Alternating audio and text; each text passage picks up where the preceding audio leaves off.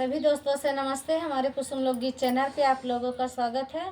सुनैना देहाती official channel पे आप लोगों का स्वागत है। कुसुम ऑफिशियल चैनल पे आप लोगों का स्वागत है। देखिए, बहुत प्यारा सा गीत सुनाने चल रहे हैं। अंगूरी में डसेगा नगिनिया हो, देखें कि अंगूरी में बैदा बुलाई दे। बैदा बुलाए दा। बहुत प्यारा सा गीत बा दोस्तों। आप लोग कमेंट जरूर करी, सपोर्ट करी। बहुत ताना मिलत बा, रोज रोज ताना मिलत बा दोस्तों। तो कम दोस्तों, से कम हाथ जोड़ के विनती है, कहे के लाज तरह खिलें कि सपोर्ट कर दें। हम चैनल सपोर्ट कर दे। आइए देखिए कि कैसे अंगूरी में डसे बा नगिनिया बुलाओ थे अपने पिया के गीत के माध्यम से सुनाओ। आइए गीत के सुनाती हूँ।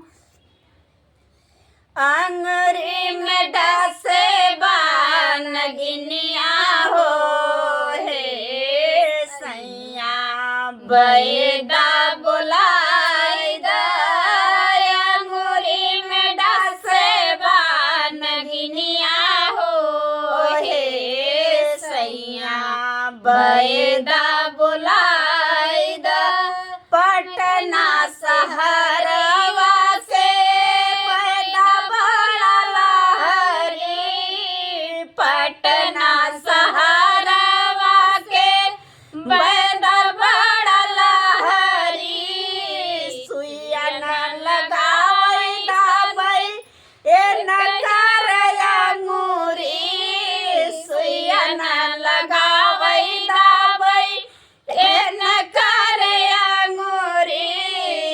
जल्दिया वधाई के टरनिया हो, हे सैया बैदा बुलाई दा।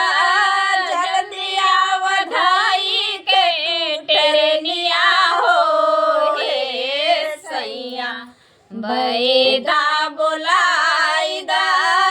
अंगूरी में डसल बा नगिनिया हो, हे सैया बैदा बुलाई दा। अंगूरी में डसे बा नगिनिया हो, हे सैया बैदा बुलाई दा। पटना शहरवा के बैदा बड़ा लहरी, पटना शहरवा के बैदा बड़ा लहरी। सुइया न लगावई दाबई ए न कर कलाई, सुइया न लगावई दाबई ए न कर कलाई। जल्दी आवधाई के तू टरनिया हो, हे सैया बैदा बुलाई दा।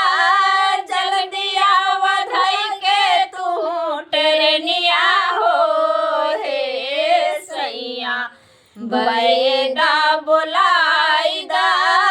अंगूरी में डसल बा नगिनिया हो, हे सैया बैदा बुलाई दा। अंगूरी में डसे बा नगिनिया हो, हे सैया बैदा बुलाई दा।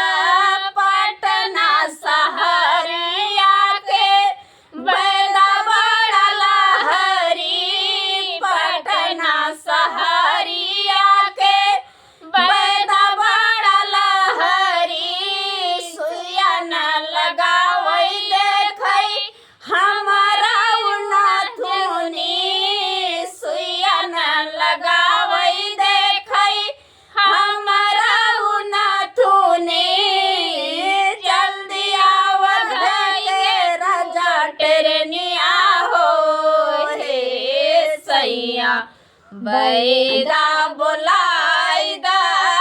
जल्दी आवधाई के तू टरनिया हो, हे सैया बैदा बुलाई दा। अंगूरी में डसल बा नगिनिया हो, हे सैया बैदा बुलाई दा। पटना शहरवा के बैदा बड़ा लहरी,